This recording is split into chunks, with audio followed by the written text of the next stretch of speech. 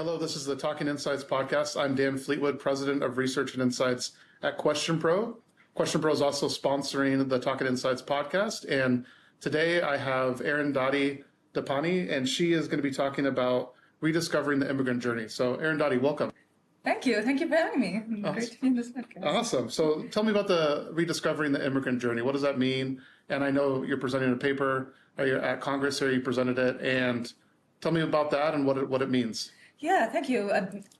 Rediscovering the Immigrant Journey, mapping the potential of synthetic data in global immigrant stories was a paper I submitted for the Congress, Myers Congress, and it was more focused on how immigrants are moving to Canada and North America, but brands are not able to keep up with the opportunity at the pace with which they're growing, and how we can use synthetic data and AI to elevate our understanding about these communities.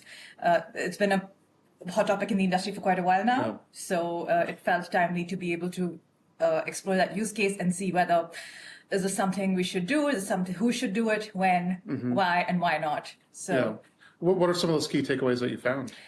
I found that, as with all good research, we need to have the duty of care to the respondent at heart, and that should be critical to anything that we do. And what we need to do is we need to understand their perspective, empathy, and design our questionnaire, design the story based on that. So with this story specifically, people can call it all kinds of things like synthetic data, non-disclosive data.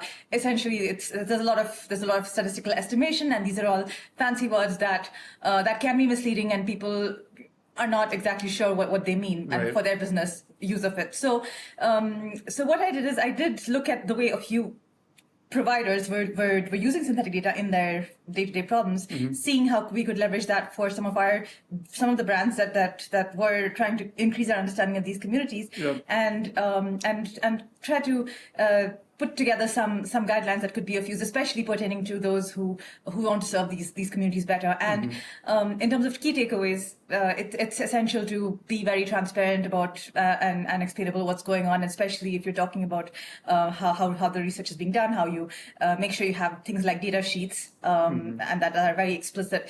Just like with traditional research, you're disclosing your methodology and being transparent about it, like some of my members are. For this as well, you have technical. It's like coming out with a new product. You need the right technical documentation to make sure that people know what it is, what you did, and why. So yes, I think the takeaways are that let's not be afraid, let's experiment, let's innovate, but let's keep their interest at heart, because our data subjects are human, and they're still human, and we're telling stories about people, and as long as we're telling stories about people, we need to see how the technology is impacting these people and make sure that they're not harmed. So got it. And then, so you're using AI and synthetic data to help analyze the immigrant journey. Yes. What, in terms what does that mean practically? I mean, it sounds great, and I love it, and I'm eating it up. But in terms of servicing the immigrant stories, or what does that mean in terms of using AI and synthetic data towards that? So we're seeing a lot of, especially post 2022, a lot of the generative AI use, and so many chatbots have come up and people are using it. I'm seeing it, a lot of this explode, especially in education as well, but a lot of cases of academic integrity are being questioned, and things are happening, and even in businesses are challenged by it. So we tested some responses against, what a synthetic respondent would be, and answers based on a series of prompts, and we documented that, and it's more. So, for example, zero-shot chain of thought prompting, and we use that across various models to compare the results of how immigrants felt when they came to Canada and USA. What were some of their biggest problems? What are some ways that Generation1.ca, which is my platform, how could it improve their experience, help them integrate better? Our main goal is to integrate newcomers to the continent. Integrate them into the workforce and all. So that would have been useful insight. So, and we found that the responses from these AI and synthetic personas were very, they had broad and strategic applications, and there were some, they were more generic and general. Again, getting into subgroups and anomalies, you could not really get to those. And I know everyone who's been testing it have generally been seeing something similar, but with the human respondents, you can, it's incomparable. It's really incomparable. The richness of the problems that they're facing, you will only get that from a human respondent from these questions that we're asking about the problems they're facing. Yeah. So real quick, so you found that the human story, rather than the generative AI or synthetic data story, the human story was more rich. Yes. That's interesting. And you don't think that synthetic data or AI can match that at all? Or? It cannot match it, but it can be used in a complementary way. Oddly, so it can use for some things like efficiency and for things like categorizing, but not necessarily so much as the experience. It's only trained on, you only get what it knows from what it's been trained on. So that's interesting. I mean, I guess it makes sense, right? If you're talking to a human, you're probably going to get a more in-depth, rich story than if you're talking or trying to, make it up with synthetic data in terms of the immigrant story. What are some ways that you've seen brands use this and to, you mentioned that it's kind of an underserved market, right? With the people coming to Canada and brands want to do more, obviously, do more business with these immigrants. What are some stories or ways that you found that it's been working? Yeah, so all of them want to, like brands, they want to do, quick research. They just want, certain demographics, certain age, but they don't realize that they may be getting the wrong people most of the time. There's a huge response burden. People don't want to take surveys. They're highly unlikely to join internet panels as well. So where you get these people are from is crucial, and I highly recommend brands reach out to communities that already we offer them the opportunity to even take to answer surveys if they are of a good quality and if they are of if they meet and requirements on a case by case. Right. So if I'm a let's pretend I'm a big brand, right, and I want to know more about the immigrant journey, how I can utilize this and not only market to the people, but obviously, sell them products or whatever it might be, right? That's why they're doing it. What are some ways, like if I'm a brand, how would I go about this in like maybe a 3-step fashion?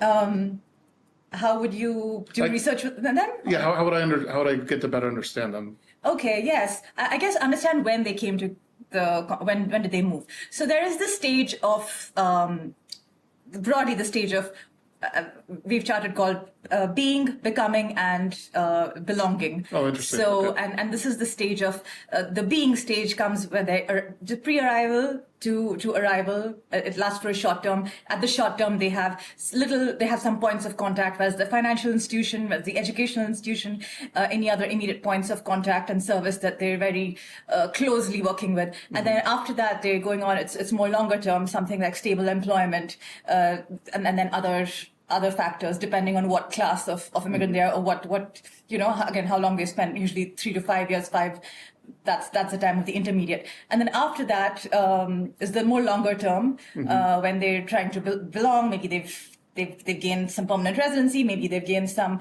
sort of more permanent stability, and then maybe they're trying to get naturalized, and that's a longer term. But even after that, it's a cycle, because even after that, even after you feel like you belong, they come back to the being, and then becoming. Who do I want to be? Who am I? Who do I want to be? And and this is because human beings, I guess, are always trying to evolve, trying to become better in some way, or maybe the grass is always greener. but understanding this cycle and knowing how their ambitions will change, immigrants, when they first come here, they're the happiest. They're the most excited to move to a new country, generally. But in the long term, maybe they've been here 10 years, they've established themselves. The mental health of that group is the lowest, far lower than the people who just moved here. Yes. So I thought that these little contradictions are something that brands should keep in mind when they're trying to understand these immigrants, and that they should not just think of them as one group. As one group. So is that the biggest thing that brands get wrong? They just think of them as one group, no matter like the duration of how long they've been? Yes, that they've been, what their previous experiences were, their values, what are their hopes and expectations of after coming here. And yes, a lot of them is economic, but there are other higher order goals too that Right. everyone has, every human being has, that Maslow's. Great. Well, before we close out, is there anything that you want people to know about the Immigrant Journey or anything that we haven't discussed so far? Please, thank you. Please do follow generation1.ca. That's where you get all this reports about this, and you can read my paper there as well. It's on the SMR published site, but I've put a link to that there as well, and follow the newsletter. I'd love to hear from brands that are interested in knowing more. That's great. No, very interesting learning more about the Immigrant Journey. And Arundati, thank you so much for being on the podcast today. And with that, don't forget to like and subscribe so you don't miss the next episode coming up shortly. You can't know the answer to a question without first asking it. But how do you ask the questions? More importantly, how will people answer them? That is where Question Pro comes in to support you, empowering you to build and deploy amazing experiences that collect clean and useful data. With our powerful online-based, built-for-enterprise survey platform, it is easy to create, collect, and act on your data. Create an impactful survey in minutes from scratch by importing an existing survey, or choose from over 350 ready-made templates that have been vetted by our expert market research professionals. Add as many respondent contacts as you want and share them through multiple distribution methods. Collect offline data and use white-labeled mobile apps to ensure data collection is extensive and up-to-date. Take advantage of our specialized services to manage enterprise projects, as well as the instances where the insights collection is complicated but imperative. Then, leave the rest to Question Pro. Sit back and watch us work magic as the data is analyzed and compartmentalized into functional insights automatically. Create role-based access reports in addition to exporting the data and insights into your proprietary toolset, allowing you to focus on what's most important, making smart decisions. Question Pro, survey software that gets the job done.